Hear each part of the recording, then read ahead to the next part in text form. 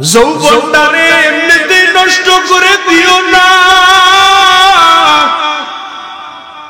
নিজের আদর্শটা যদি নামাজি বান্দা হিসাবে তৈরি করো, সুন্নতলা বানাও।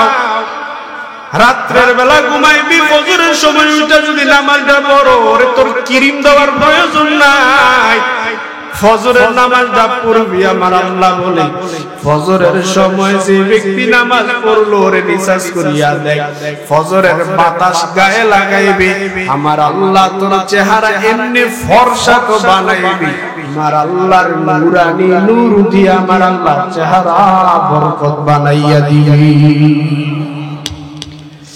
ফজরের নামাজ পড়িও, নবীর আদর্শ ধরো, নবীর সুন্নাত ধরার লাভ কোথায়?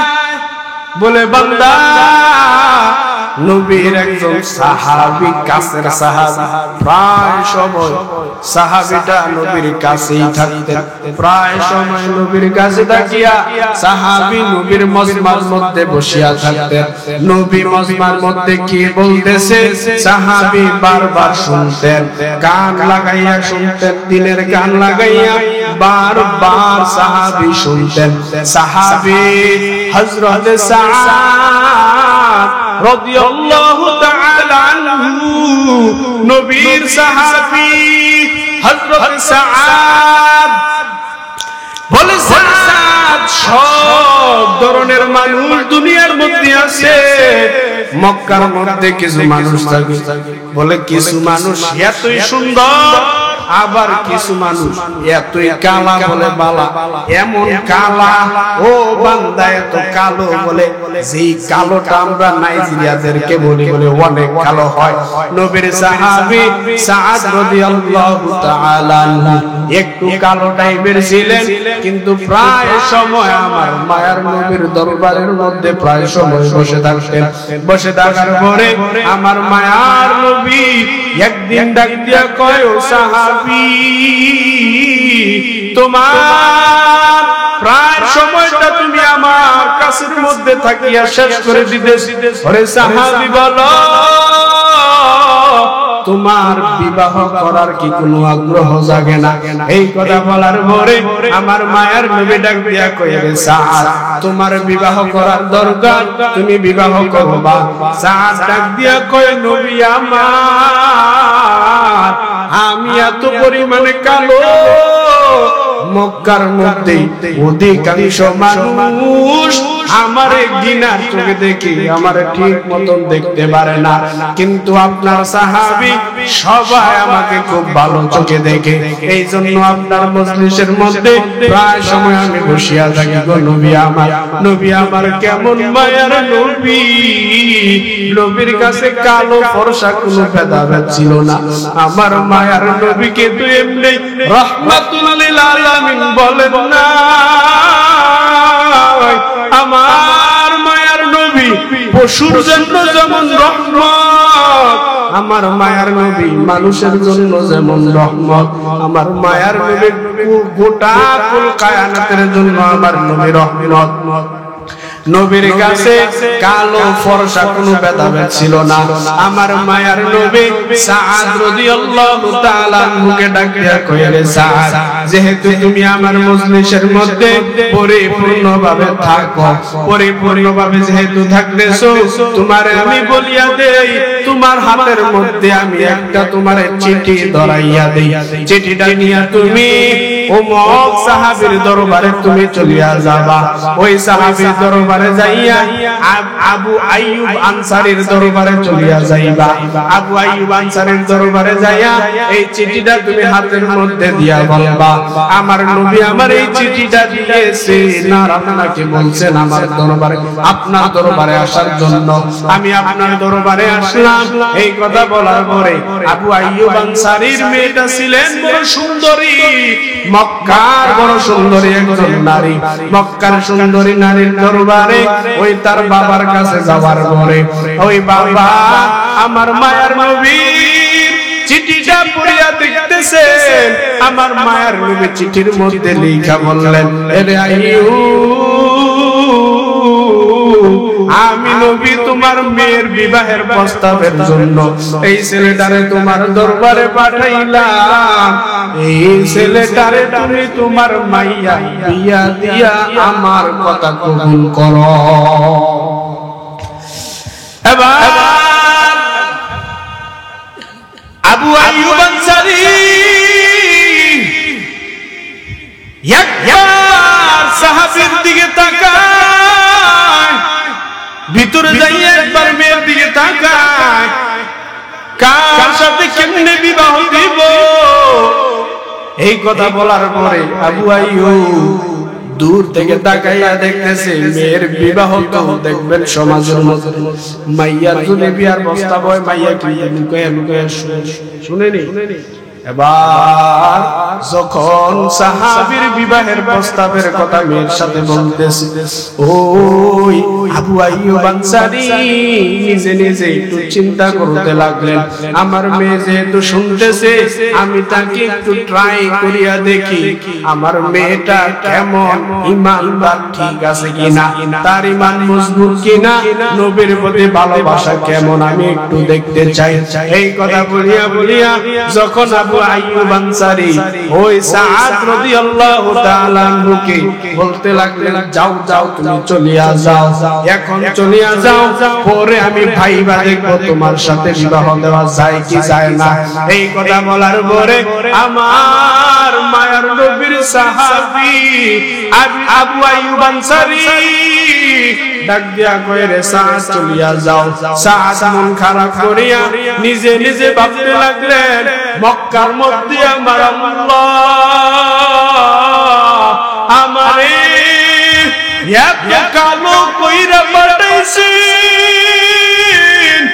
একটা সাহাবীর কাছেও আমি সাআদ ভালো হইতে পারি না।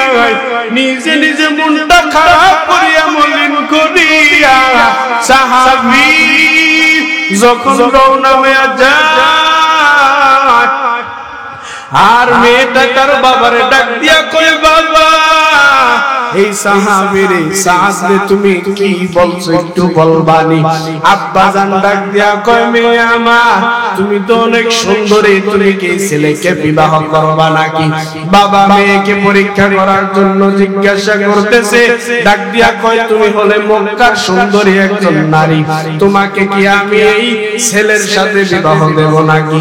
ছেলে এত পরিমাণে কালো, দেখতেও বিচ্ছিরি সুন্দর দেখা যায় না।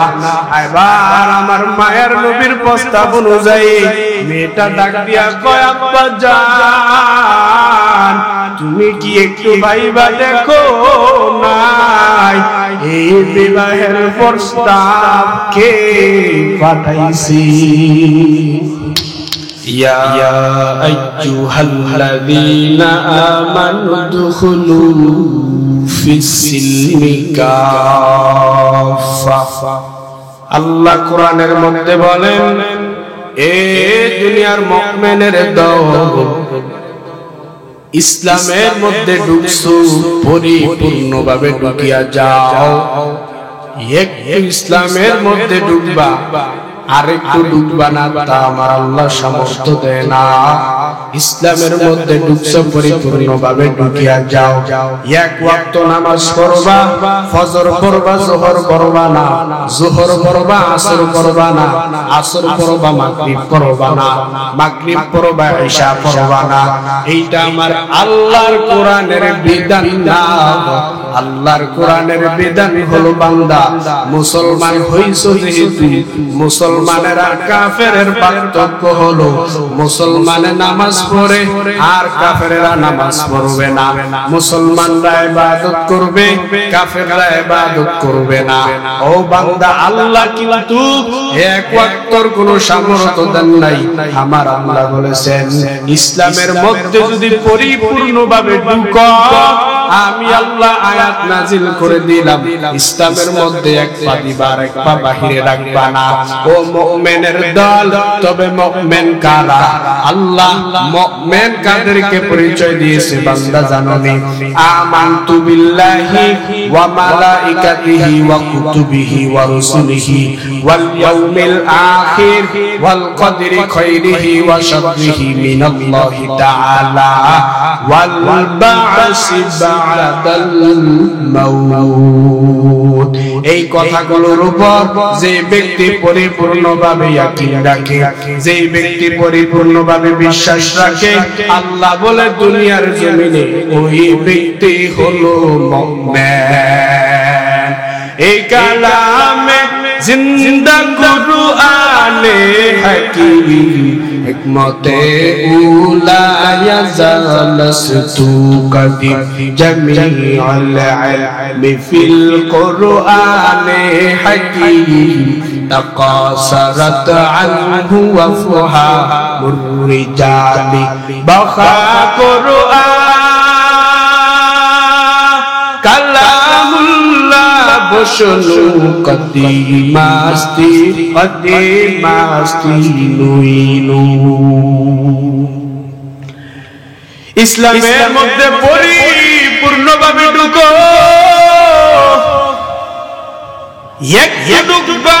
একটু ডুববা না। এটা আমার মাওলা পাকের কোরআনের সমর্থন না। ও দুনিয়ার মানুষ, ইসলামের মধ্যে পরিপূর্ণভাবে ঢুকতে হলে ইবাদত করা লাগবে নি? সবাই বলে লাগবে নি? নামাজ পড়া লাগবে নি? এক ওয়াক্ত না 5 ওয়াক্ত। ইসলামের মধ্যে পরিপূর্ণভাবে ঢুকলে ইসলামটা পরিপূর্ণ মানলে বান্দা শুধু ইবাদত করিয়া ক্ষান্ত হইবা বলে আল্লাহর নামাজ পড়লাম বিধান আইন, আল্লাহ আমাদেরকে নামাজ দিলেন নামাজ পড়ব, শুধু ইসলামটা নামাজ দিয়া শেষ করিয়া দিও না। ইসলামের মধ্যে ঢুকবা বান্দা বলে ইসলামের মধ্যে কেমনে ঢুকতে হবে? বলে বান্দা মুমিন বান্দারা শুধু নামাজ দিয়া ক্ষান্ত হবে না, শুধু রোজা দিয়া ক্ষান্ত হবে না, শুধু যাকাত দিয়া ক্ষান্ত হবে না, শুধু হজ দিয়া ক্ষান্ত হবে না। বলে পরিপূর্ণভাবে ইসলামটা মানো। বলে বান্দা যেমনে নামাজ পড়তে হবে, বান্দা তুমি যেইভাবে রোজা রাখতে হবে, বান্দা আল্লাহর ইবাদত যেমনে করো, বান্দা তুমি তোমার মা বাবার খেদমত এমনি করতে হবে।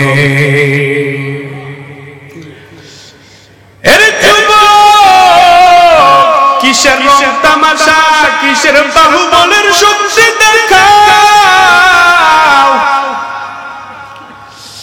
আজ বাহুবলের শক্তি দেখাইয়া যুবক তার মায়ের সাথে বেয়াদবি করে, বাবার সাথে বেয়াদবি করতেছে। এর দুনিয়ার মানুষ শুধু নামাজ পড়া, রোজা রাখা, হজ করা, যাকাত দেওয়া, এইটাই শুধু ইসলামটা মানিয়া ফলাইলেও হবে না। ও বান্দা পরিপূর্ণভাবে ঢুকো। বলে মায়ের খেদমত যেমনি করতে হবে। ও নারীরা শুনিয়া নেও, দুনিয়াতে শুধু ইসলামটা বলে নারীদেরকে অধিকার দিয়া দুনিয়ার মাধ্যমে বান্দা বলে ও নারী তুমি সন্তানের হক পরিপূর্ণভাবে আদায় করো, স্বামীর হক পরিপূর্ণভাবে আদায় করো। ও দুনিয়ার মানুষ, স্বামীর হক যেই নারীরা বলে ইসলাম মানতেছি, সমাজের মধ্যে বহুত আম্মা জানলে দেখা যায়, সমাজের কথা বলতেছি, বহুত আম্মা জানলে দেখা যায় 5 ওয়াক্ত নামাজ ঠিক আছে, তাসবিহ জপ ঠিক আছে, আম্মা জানের নামাজ ঠিক আছে, তাসবিহ ঠিক আছে, যাকাত দেওয়া ঠিক আছে, আম্মা জানের জিকির আজকার ঠিক আছে, কিন্তু স্বামীর খেদমতের বেলা আম্মা জান দুর্বল হয়ে পড়ে। ঠিক নেই? শুধু ইসলামের মধ্যে এমনি ঢুকলেই তো হবে না। আজকে সব মানুষদেরকে বলি ইসলামের মধ্যে সব আছে, সব মারা লাগবে। ও যুবক, মা বাবার খেদমত করো, মা বাবার হক আদায় করো। ও নারী, স্বামীর হক আদায় করো, সন্তানের হক আদায় করো। নারীদেরকে যদি বলা হয় আম্মা জানেরা স্বামীর হক আদায় করিয়েন, কেমন স্বামীর হক আদায় করব বান্দা জানুনি? বর্তমানের মধ্যে দেখা যায় স্বামী যদি নারীদেরকে মার্কেটের মধ্যে না নেয়, স্ত্রী স্বামীর সাথে ঝগড়া লাগায়নি। বুইরা বুইরা বেটি দাও বাজার বাজার মার্কেট করতে বললা, কথা ঠিক নেই? ঠিক না মিছা কইছি? কি আমার নিজের জোরে দেখা বুড়া বেটি, আমি বাজারে এক সাইডে দাঁড়াই দিছি, ধাক্কা মেরে কয় হুজুর সয়ে দেন না, আমার ধাক্কা দিয়ে কইছে এই বেটি আছে 60 বছরের বুইরা নানি লিপস্টিক লাগায়, আছে না নাই? 60 বছরের বুইরা নানি লিপস্টিক লাগায়, শর্ট কামিজ পরিয়া নানি রাস্তা দিয়া যায়, শর্ট কামিজ পরিয়া নানি রাস্তা দিয়া যায়, 60 বছরের বুইরা নানি লিপস্টিক লাগায়। কত নানা দেখা তারে, কত নানা দেখা তারে করে হায় রে হায়, 60 বছরের বুইরা নানি লিপস্টিক লাগায়। ঠিক নেই? আরে পর্দার আড়ালের আম্মা জানেরা, নিজে রাগ হইয়া যাইও না রে মা।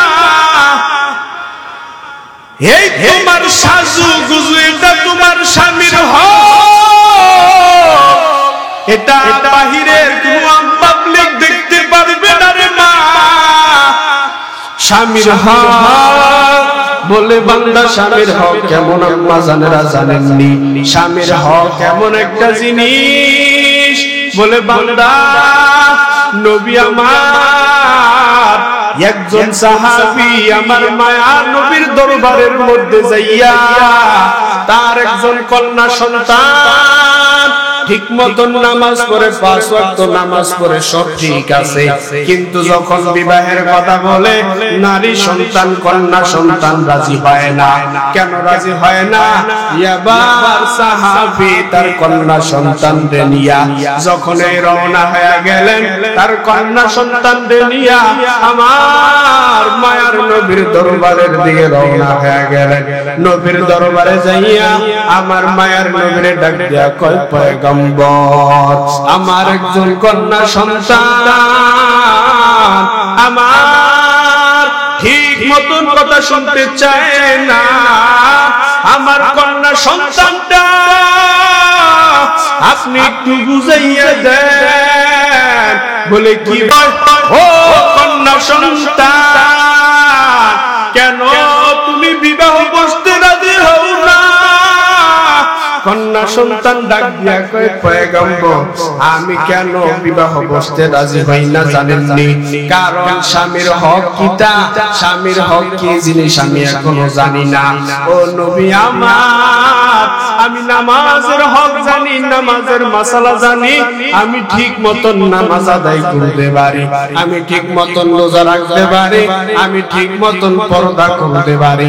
ও নবী আমার, স্বামীর হক কি জিনিস আমি ঠিক মতন জানি না।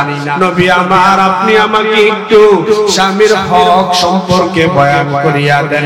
এই কথা বলার পরে আমার মায়ার নবী রহমাতুল লিল আলামিন ডাক দিয়া কয়, ও কন্যা সন্তান, স্বামীর হক কি জিনিস তুমি জানতে চাও? স্বামীর হক এমন একটা জিনিস জানুনি রে কন্যা সন্তান। ও স্বামীর হক কি জিনিস রে কন্যা সন্তান জানুনি? তোমার স্বামীর শরীরের মধ্যে যদি কোনো ফোসকা উঠে ভরিয়া যায়, অথবা কোনো ফোড়া উঠে ভরিয়া যায়, অথবা কোনো গোড়া উঠে ভরিয়া যায়, তোমার স্বামীর শরীরের মধ্যে যদি ফোড়াগুলো পয়সা পয়সা পড়তে থাকে, আর তুমি স্ত্রী যদি তোমার স্বামীর সেই ফোড়াগুলো যদি জিহ্বা দিয়া চাইটা চাইটা যদি স্বামীর শরীর থেকে পরিষ্কার করিয়া দাও, এর পরে অতটা স্বামীর হক আদায় করা হবে না।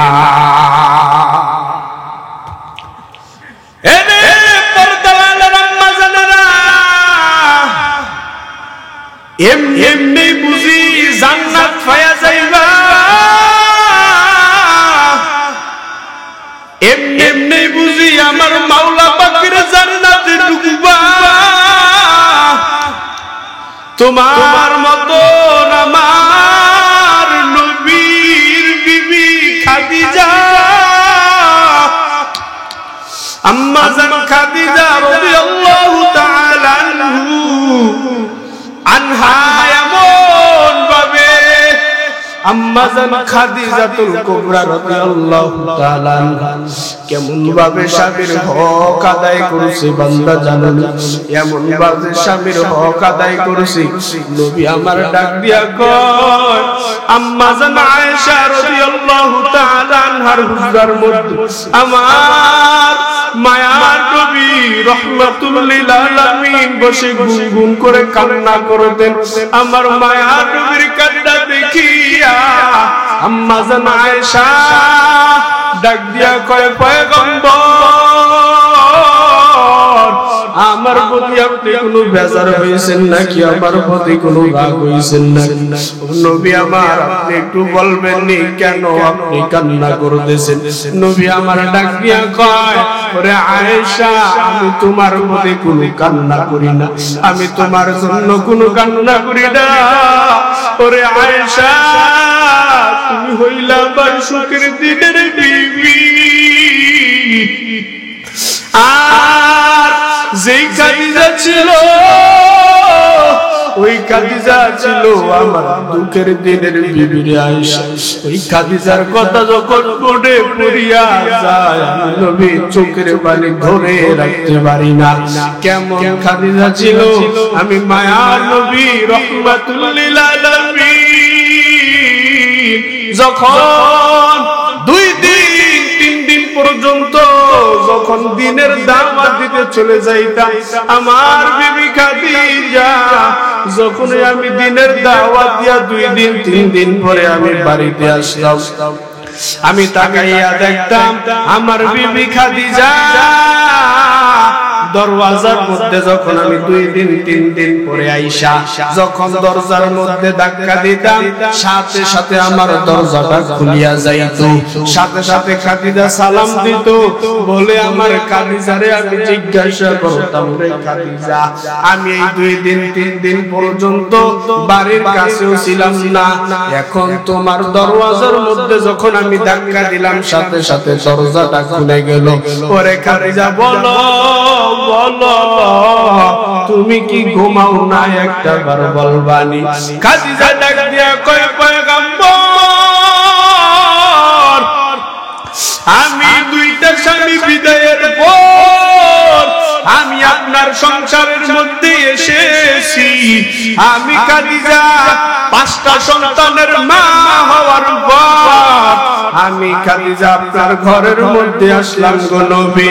আমি খাদিজা জানি আপনার মা নাই, আপনার বাবাও নাই। আজকে যদি আপনার মা দুনিয়াতে পয়সা থাকতো, আপনার মা আপনার বাহিরে রেখে ঘুমাইতেন না। ওরে নবী আমার আমি জানি আজকে যদি আপনার বাবা দুনিয়া জমিনে থাকতো, আপনার বাবা আপনাকে বাহিরে রেখে কখনো ঘুমাইতেন না।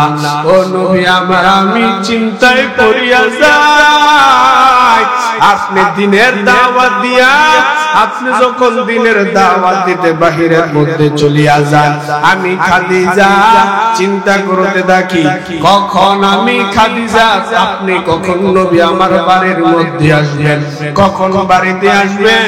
আমি খাদিজা চিন্তা করতে করতে ঠিক মতন ঘুমাইতে পারি নাই। আপনি দিনের দাওয়াত দিয়া যদি বাড়ির মধ্যে আইসা দেখেন আমি ঘুমাইয়া রইছি, আর আপনি দরওয়াজার মধ্যে দাঁড়াইয়া চোখের পানি ফালান, আর আমি বিবির জন্য যদি আপনি বদদুয়া করেন, আমি খাদিজা বড় ভয়ে ভয়ে যাই, না জানি আমি খাদিজার জাহান্নামের আসামি হয়ে যাই। এই কথা বলার পর নবী আমার ডাক দিয়া কয়, রে আয়েশা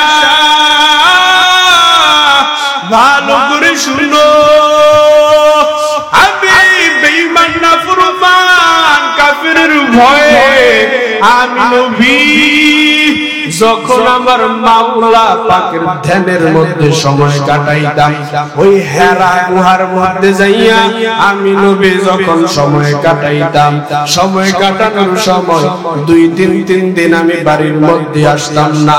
কাফেরের ভয়ে আমি নবী যখন বাড়ির মধ্যে আসতাম না, আমি ওই হেরা গুহার মধ্যে থাকাকালীন আমার বিবি খাদিজা আমার জন্য এই পাহাড়ের পাথরের পথ পেরিয়ে পেরিয়ে আমার জন্য আমার বিবি খাদিজা নাস্তা নিয়ে হাজির হয়ে যাইত, আমার জন্য রুটি নিয়ে হাজির হয়ে যাইত।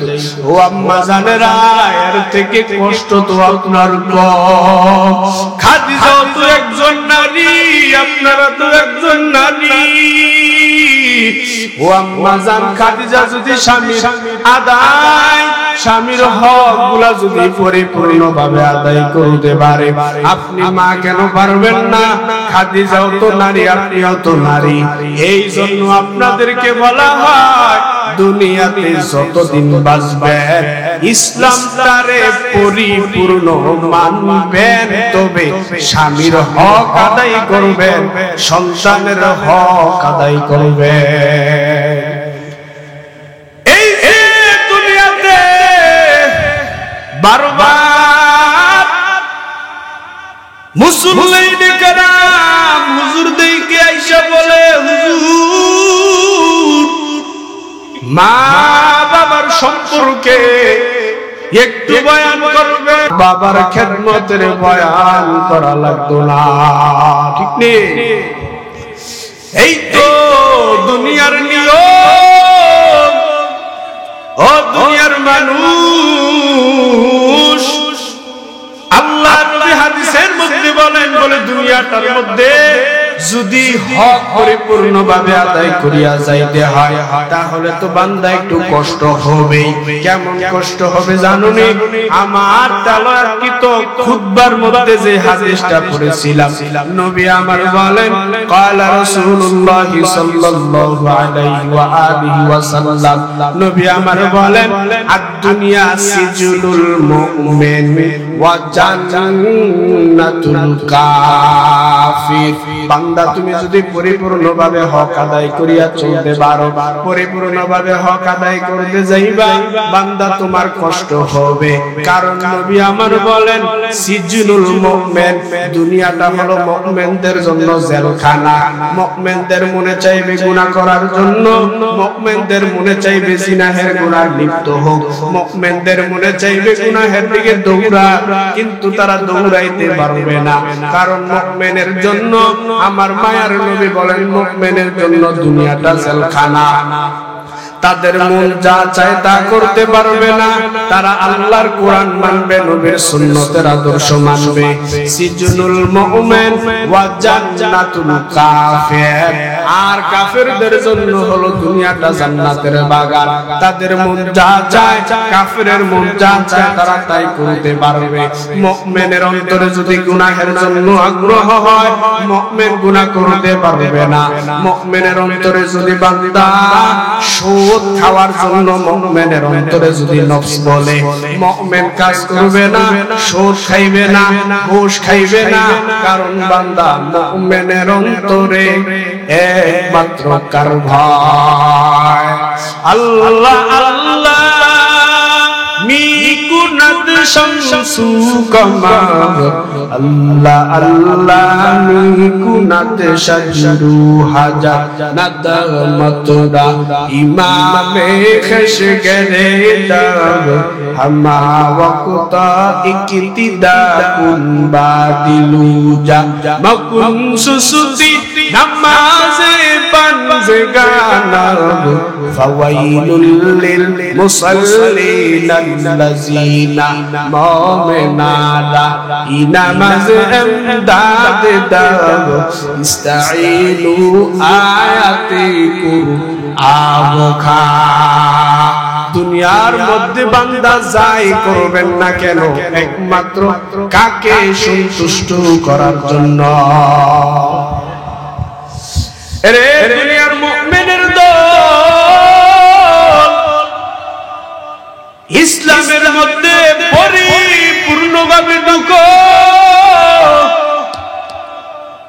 পরিপূর্ণভাবে ঢোকার জন্য বান্দা, পরিপূর্ণভাবে ঢোকার জন্য নবীর সুন্নতের আদর্শ ধরা লাগবে কি লাগবে না? মুখে বললাম নবী আমার জান, নবী আমার প্রাণ, অথচ মুখের মধ্যে নবীর আদর্শের দাড়ি নাই। মুখে বললাম নবী আমার জান, নবী আমার প্রাণ, অথচ আমার জবানের মধ্যে নবীর আদর্শের কোনো বাণী নাই। ওরে বান্দা, মুখে যদি নবী আমার জান, নবী আমার প্রাণ এই কথা বইলা যদি কিয়ামত পর্যন্ত চিল্লাও, আমার নবীর আদর্শের সুন্নত মানা হবে না।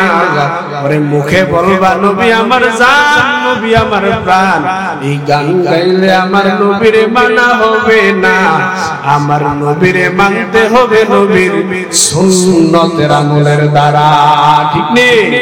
তুকু যাওয়া সুন্নতে আহমদ কুজাবা মোহাম্মদ গায়বুয়াদ নসবতুরা হামসুদাতু হামসিদাতে মুস্তফা দর তমামি হালে উকুল ইত্তেবা ইত্তেবা সুন্নতি খায়রুল বাশার গীর লাজিম তাগুয়াবি আইবে সর মান আহাব্বা সুন্নতি কওলে রাসূল মজদায়ে কানা মায়ে হাম কুন কবু।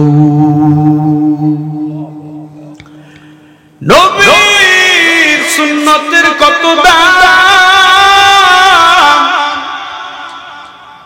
হেরে বিশ্বাস উত্তর বারা এলাকার মুসলমান, নবীর সুন্নত মানা লাগলে যুবকরা বলবে হুজুর,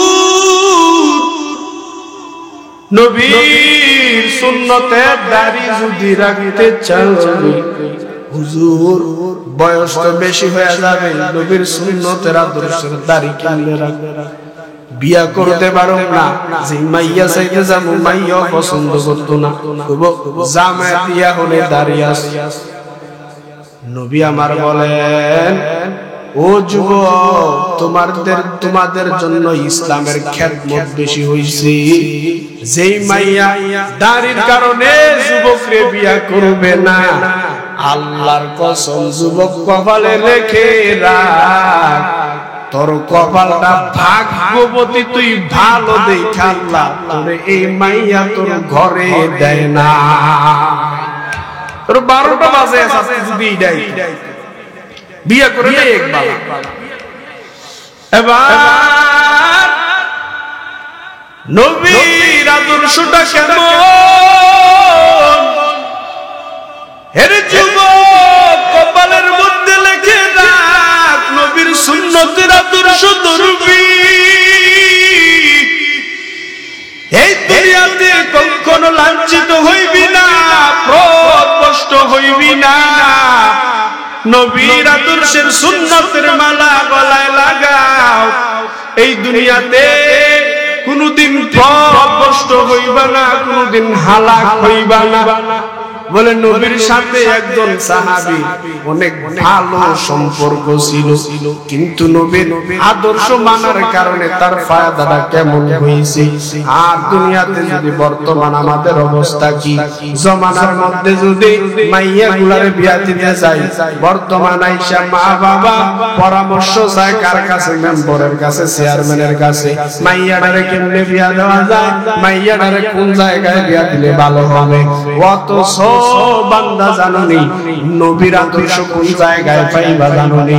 বলে মাইয়া ফুলারে বিয়া দিবা, বিয়া দেওয়ার সময় বান্দা একটু ইসলাম মানে কিনা একটু পরে পড়লো তালাশ করিয়া দেখো, পোলাটা নামাজ পড়ে কিনা একটু তালাশ করো, মাইয়াটা নামাজ পড়ে কিনা একটু তালাশ করো, পরে ডিগ্রি পাস করছে কিনা মাইয়াটারে তালাশ করতে মাইয়াটা কোরআন পড়তে কিনা একবার চিন্তা করলা না, একবার জিগাইলা না মাইয়াটা কোরআন পড়তে পারে কিনা, একবারও জিজ্ঞাসা না মাইয়াটা নামাজ পড়তে পারে কিনা, নামাজ পড়ে কিনা, অথচ নিজে নিজে পণ্ডিতগিরি কইরা বলে মাইয়াটার বিয়ার বয়স হয়েছে, বিয়া দেন না করো, বলে এখনো বিয়ার বয়স হয় নাই, মাইয়া হবে আইয়ে পড়ে, বিয়ে বললে না বিয়ে পাস হইতো, বিয়া পাস করতো, কিন্তু বান্দা যখন মাইয়াটারে বিয়ার কথা কইয়া কইয়া যখন পর্যন্ত নিয়ে যায়, সমাজের মধ্যে তদ্রুপ দেখা যায় নবীর সুন্নাত অনুযায়ী বিয়া না দেওয়ার কারণে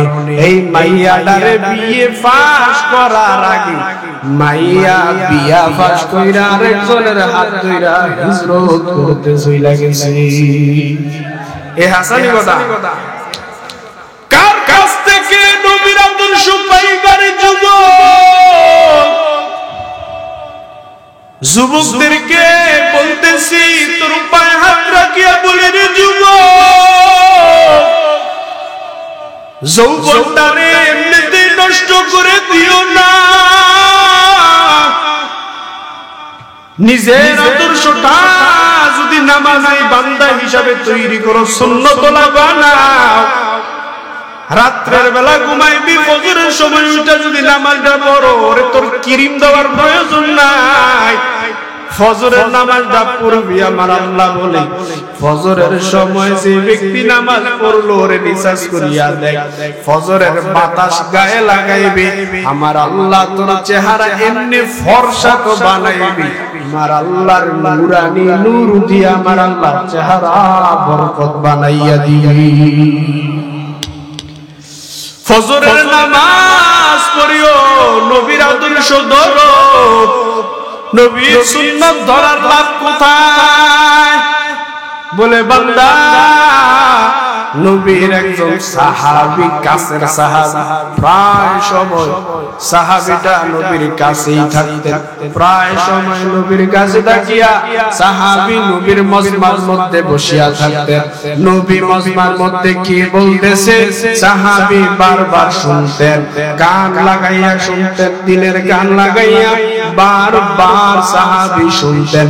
সাহাবী হযরত সাদ রাদিয়াল্লাহু তাআলা আনহু, নবীর সাহাবী হযরত সাদ, বলে সাদ সব ধরনের মানুষ দুনিয়ার মধ্যে আছে, মক্কার মধ্যে কিছু মানুষ থাকে, বলে কিছু মানুষ এতই সুন্দর, আবার কিছু মানুষ এতই কালা, বলে বালা, এমন কালা ও বান্দা এত কালো, বলে যেই কালোটা আমরা নাইজেরিয়াদেরকে বলি, বলে অনেক কালো হয়।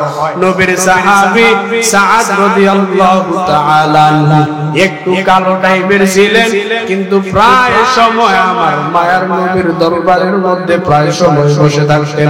বসে থাকার পরে আমার মায়ার নবী একদিন ডাক দিয়া কয়, ও সাহাবী, তোমার প্রায় সময়টা তুমি আমার কাছের মধ্যে থাকিয়া শেষ করে দিতেছি, ওরে সাহাবী বলো তোমার বিবাহ করার কি কোনো আগ্রহ জাগে না? এই কথা বলার পরে আমার মায়ের নবী ডাক দিয়া কয়, রে সাদ, তোমার বিবাহ করার দরকার, তুমি বিবাহ করবা। সাদ ডাক দিয়া কয়, নবী আমার, আমি এত পরিমাণে কালো, মক্কার মধ্যে অধিকাংশ মানুষ আমারে ঘৃণার চোখে দেখে আমারে ঠিক মতন দেখতে পারে না, কিন্তু আপনার সাহাবী সবাই আমাকে খুব ভালো চোখে দেখে, এই জন্য আপনার মজলিসের মধ্যে প্রায় সময় আমি বসিয়া থাকি গো নবী আমার। নবী আমার কেমন মায়ার নবী, নবীর কাছে কালো ফর্সা কোনো ভেদাভেদ ছিল না। আমার মায়ার নবীকে তো এমনি রাহমাতুল লিল আলামিন বলেন না। আমার মায়ার নবী পশুর জন্য যেমন রহমত, আমার মায়ার নবী মানুষের জন্য যেমন রহমত। আমার মায়ার নবী গোটা কুল কায়নাতের জন্য আমার নবী রহমত। নবীর কাছে কালো ফর্সা কোনো ভেদাভেদ ছিল না। আমার মায়ার নবী সাদ রাদিয়াল্লাহু তাআলা মুখে ডাক দিয়া কইলে, সাদ, যেহেতু তুমি আমার মজলিসের মধ্যে পরিপূর্ণভাবে থাকো, পরিপূর্ণভাবে যেহেতু থাকতেছো, তোমারে আমি বলিয়া দেই, তোমার হাতের মধ্যে আমি একটা তোমার চিঠি ধরাইয়া দেই। চিঠিটা নিয়ে তুমি অমুক সাহাবীর দরবারে তুমি চলিয়া যাবা। ওই সাহাবীর দরবারে যাইয়া আবু আইয়ুব আনসারীর দরবারে চলিয়া যাইবা। আবু আইয়ুব আনসারীর দরবারে যাইয়া এই চিঠিটা তুমি হাতের মধ্যে দিয়া বলবা, আমার নবী আমার এই চিঠিটা দিয়েছে, না আপনাকে বলছেন আমার দরবারে, আপনার দরবারে আসার জন্য। আমি আপনার দরবারে আসলাম।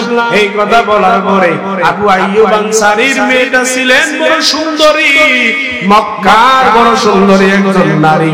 মক্কার সুন্দরী নারীর দরবারে ওই তার বাবার কাছে যাওয়ার পরে ওই বাবা আমার মায়ার নবীর চিঠিটা পড়িয়া দেখতেছে।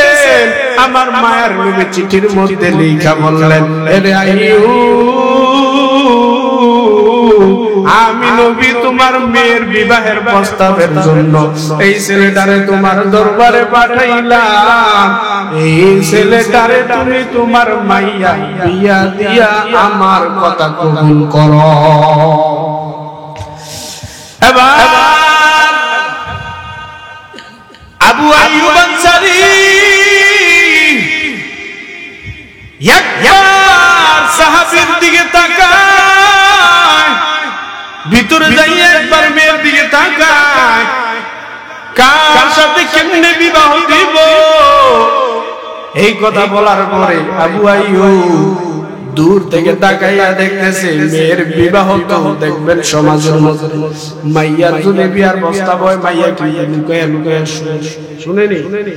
এবার যখন সাহাবীর বিবাহের প্রস্তাবের কথা মেয়ের সাথে বলতেছে, ওই আবু আইয়ুব আনসারী নিজে নিজে একটু চিন্তা করতে লাগলেন, আমার মেয়ে যেহেতু শুনতেছে, আমি তাকে একটু ট্রাই করিয়া দেখি আমার মেয়েটা কেমন, ঈমানদার ঠিক আছে কিনা, তার ঈমান মজবুত কিনা, নবীর প্রতি ভালোবাসা কেমন, আমি একটু দেখতে চাই। এই কথা বলিয়া বলিয়া যখন আবু আইয়ুব আনসারী ওই সাদ রাদিয়াল্লাহু তাআলা আনহুকে বলতে লাগলেন, যাও যাও তুমি চলিয়া যাও, এখন চলিয়া যাও, পরে আমি ভাইবা দেখবো তোমার সাথে বিবাহ দেওয়া যায় কি যায় না। এই কথা বলার পরে আমার মায়ার নবীর সাহাবী আবু আইয়ুব আনসারী ডাক দিয়া কয়, রে সাদ চলিয়া যাও। সাদ মন খারাপ করিয়া নিজে নিজে ভাবতে লাগলেন, মক্কার মধ্যে আমার আল্লাহ আমারে এত কালো কইরা পাঠাইছেন, একটা সাহাবীর কাছেও আমি সাদ ভালো হইতে পারি না।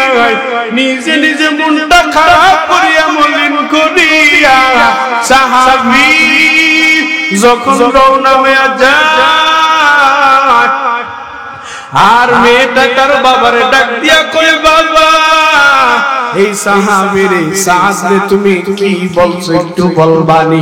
আব্বা জান ডাক দিয়া কয়, মেয়ে আমার তুমি তো অনেক সুন্দরী, তুমি কি ছেলেকে বিবাহ করবা নাকি? বাবা মেয়েকে পরীক্ষা করার জন্য জিজ্ঞাসা করতেছে, ডাক দিয়া কয়, তুমি হলে মক্কার সুন্দরী একজন নারী, তোমাকে কি আমি এই ছেলের সাথে বিবাহ দেব নাকি? ছেলে এত পরিমাণে কালো, দেখতেও বিচ্ছিরি সুন্দর দেখা যায় না। এবার আমার মায়ের নবীর প্রস্তাব অনুযায়ী মেয়েটা ডাক দিয়া কয়, আব্বা জান তুমি কি একটু ভাইবা দেখো নাই এই বিবাহের প্রস্তাব কে পাঠাইছি?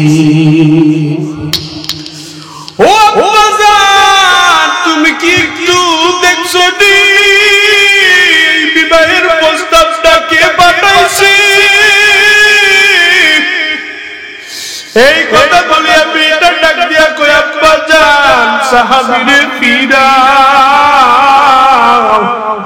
কারণ এই সাহাবী যদি আমার নবীর দরবারে চলিয়া যায় আর যদি যাইয়া বলে নবী আমার আপনি পাঠানোর পরে এই সাহাবীর মেয়ে আমাকে বিবাহ দেওয়ার জন্য প্রস্তাবে রাজি হয় না, আমার নবী যদি একবার কষ্ট পাইয়া যায় ও আব্বা জান একটু আপনি চিন্তা করছেন নি? এই কথা বলার পরে মেয়ে ডাক দিয়া কয় আব্বা জান যাই হোক না কেন নবীর আদর্শ যেহেতু এই সাহাবীর মধ্যে আছে, যেহেতু এই সাহাবী আমার নবী পাঠাইছে আর কোনো দেরি না এই সাদের সাথে আমার বিবাহ দিয়া দাও। সুন্নত কা আল্লাহ বলে সুন্নত কা নবী এরে দুনিয়ার মানুষ সুন্নত যদি আঁকড়াইয়া ধরো জীবনে লাঞ্ছিত হইবা না, নষ্ট হইবা না। আল্লাহর কোরআনটারে আঁকড়াইয়া ধরো, নবীর সুন্নতটারে আঁকড়াইয়া ধরো, কখনো লাঞ্ছিত হইবা না, নষ্ট হইবা না।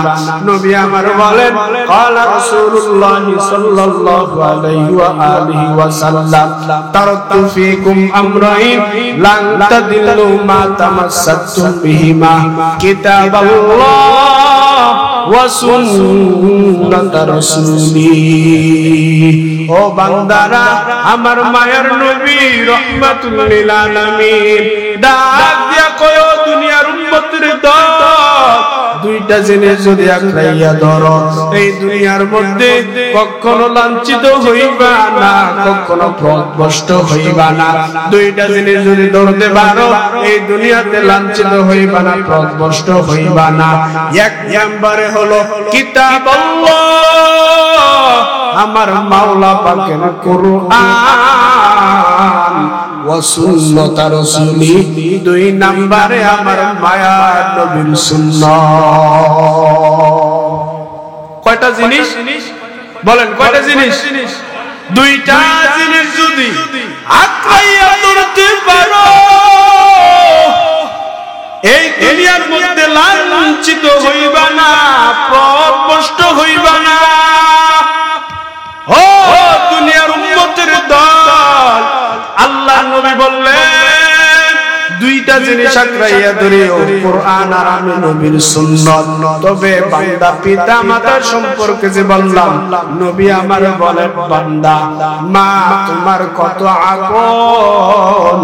আমার মায়ার নবীর দরবারে একজন লোক আইসা জিজ্ঞাসা করে ও পয়গম্বর দুনিয়ার মধ্যে থাকাকালীন কে আমাদের কাছে সবার আগে সম্মান পাওয়ার যোগ্য, কে কে পরিমাণ সম্মান পাইবে, সবার আগে কে সম্মান পাইবে?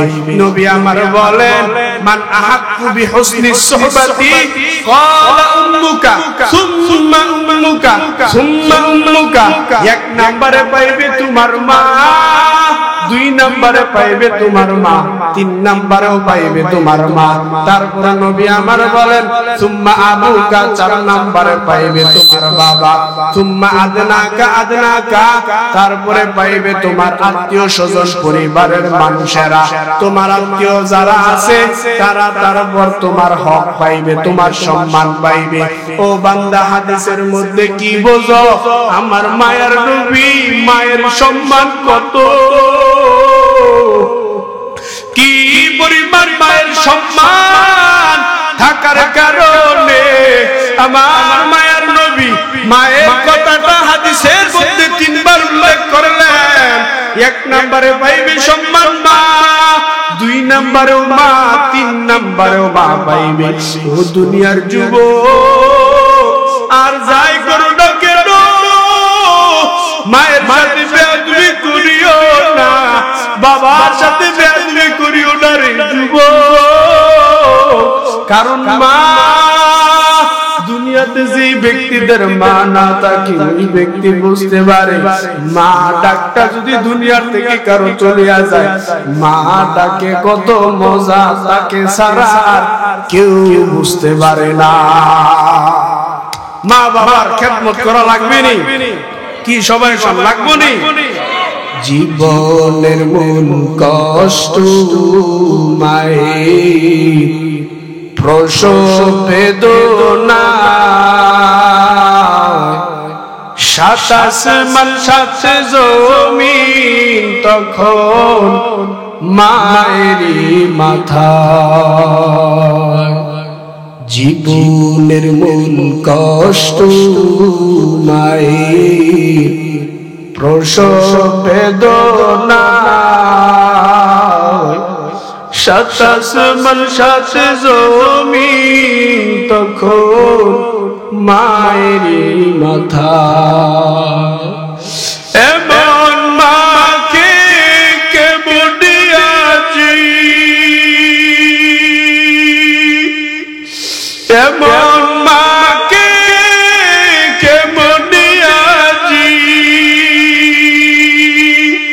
যাব আমি ভুলিয়া ও আমার প্রাণের মা মা গো মা কোথায় গেলে মোরে ছাড়িয়া জনম দুঃখী ইয়েতিম আমি চাই না কেহ ফিরিয়া আমি যখন ছিলাম আমার মায়ের উদরে চলাফেরা করলেন যে মায় কত কষ্ট করি